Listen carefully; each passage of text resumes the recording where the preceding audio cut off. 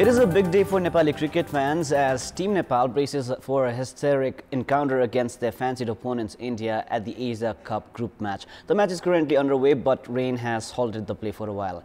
This incidentally is also the first time Nepal is brushing shoulders against the senior Indian team in the country's cricketing journey, spanning about 27 years. The only dampener has again been the bad weather, which has been causing rainfall, and the match has been disrupted again. Good evening, I'm Prarambha Dahal. Let's begin with the main stories. Asia Cup match between Nepal and India underway. Nepal batting first after losing the toss. A win must for Nepal today to enter into the Super 4. The National Assembly directs the government to begin the process to formulate laws related to the implementation of the Constitution at the earliest. Premier Dahal assures relevant laws will be formed. Import of food at a halt in Sudar Paschim province since 3 weeks as the planned quarantine office at Koilali's Srinagar customs inoperational, citing lack of staff. And Gabon's coup leader Brice Nguema sworn in as the interim president. Opposition says his rule will be a continuation of the 55-year-old Bongo dynasty. Team Nepal are playing India at the Asia Cup. In the match underway at the Pallekele International Cricket Stadium, India won the toss and elected to field. The match has been halted because of rain. After being put to bat, Nepal had a nervous start, but India dropped 3 catches inside first 5 overs. Kushal Vurtil and Asif Sheikh then added 65 runs for the opening partnership. Kushal was the first to depart. He scored 38 runs in 25 balls with 2 sixes and 3 fours. Nepal then lost wickets at quick intervals and were reduced to 134 runs for the loss of 5 wickets in 30 overs before rain halted play. Asif has so far top scored for Nepal with 58 runs in 97 balls. Based on the latest update, Nepal have so far scored 178 runs for the loss of 6 wickets in 37.5 overs. Winners of today's clash progressed to the Super 4 stage of the tournament. Prior to this, Nepal had suffered a 238-run defeat against Pakistan. A hearing at a full bench of the Supreme Court on the writ filed against the procedure used by Koshi Province Chief Minister Uddhav Thapa to receive the vote of confidence has concluded for the day. UML Parliamentary Party leader of Koshi, Hikmat Kumar Karki, had filed a writ at the Supreme Court on the 23rd of August, alleging the vote of confidence received by Chief Minister Thapa from the Province Assembly was unconstitutional. In the writ, Karki has claimed that the person in the role of the Speaker cannot vote except when the votes were tied. Israel Mansouri, who was chairing the Provincial Assembly, had voted to ensure the required 47 votes when Chief Minister Thapa sought the vote of confidence. Prior to this, during the preliminary hearing, Justice Ishwar Prasad Khatiwada had issued an interim order directing the Kosi province government not to take decisions of long-term significance. The hearing will continue tomorrow as well. Import of food grains, vegetables and fruits has been at a complete halt in Sudar Paschim as the planned quarantine office of Srinagar Customs is without human resources. Import of food grains, vegetables and fruits is at a complete halt as Officer Pramod Thagunna is on a study leave. With nearing festivals, vehicles have been stopped on the other side of the customs, leading to shortage of goods and price hike in the local markets. Poultry industry is suffering as the raw materials required for production of chicken feed. The planned quarantine office tests the presence of chemical residue in food grains, vegetables and fruits. The imports enter Nepal only after required tests are conducted by the NAT. However, in absence of human resources, the office is being taken care of by a helper.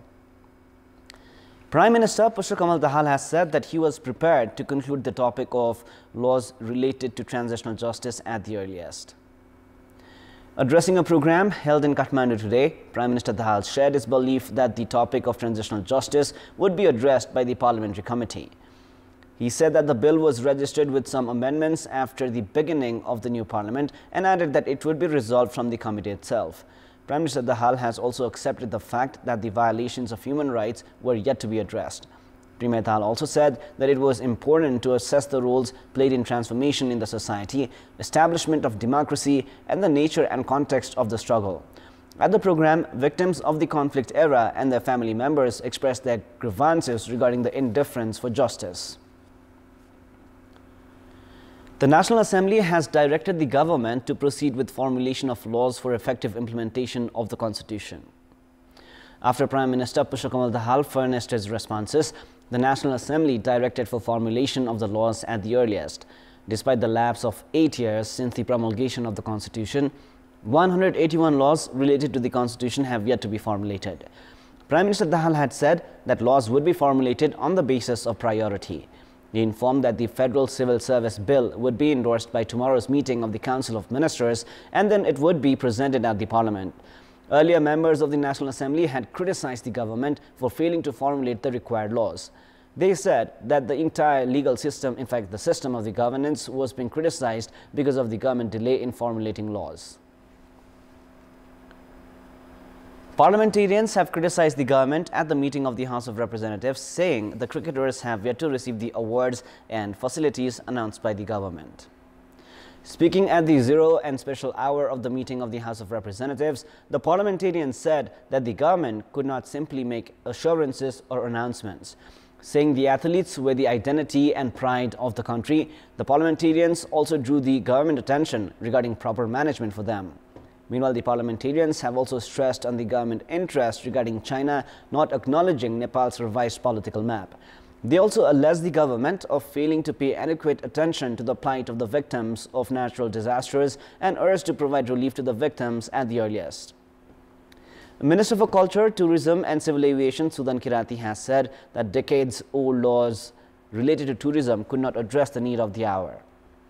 Addressing the meeting of the International Relations Committee in Singapore today, Minister Kirati said that laws formulated 35 years ago had to be amended. He also called for discussions on the priorities of the tourism sector. Minister Kirati informed that preparations were underway to purchase 3 aircrafts for the Nepal Airlines. He added that good business practices would help in paying the loan of 48 billion rupees as well. At the meeting, the parliamentarians drew the government attention, saying the expensive airfares could create a negative impact on the tourism sector. The parliamentarians also sought answers from the government regarding the appointment of a disputed individual at the position of the vice chairperson of the Lumini Development Trust. The government had appointed Larkyal Lama as the vice chair of the trust last month. District Administration Office Kathmandu has urged not to issue negative statements or threats against any entity in social media platforms. Hinting towards the statement of Kathmandu Metropolis Mayor Balendra Shah issued a few days ago, the District Administration Office has urged not to make statements that demotivate the government officials.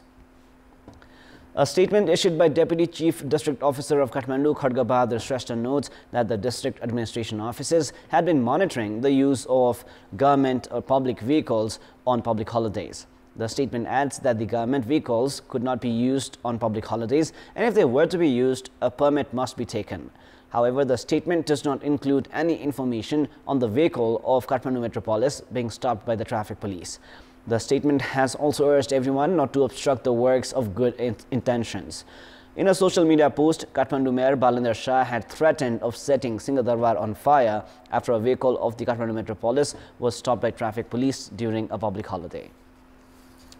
The Office of the District Government Attorney has corresponded to reduce the fine of 62 million rupees to be paid by defendant in the Lalta Niwas land scam, Chandradip Joshi, a former minister.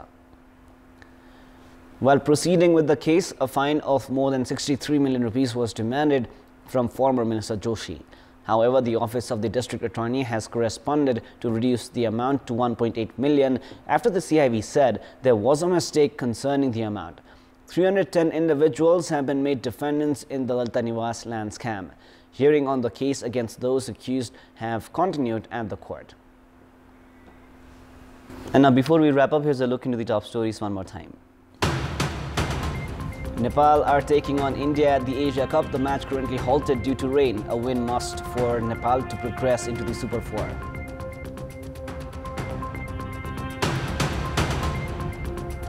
The National Assembly directs the government to begin the process to formulate laws related to the implementation of the Constitution at the earliest. Prime Minister Dahal assures relevant laws will be formed.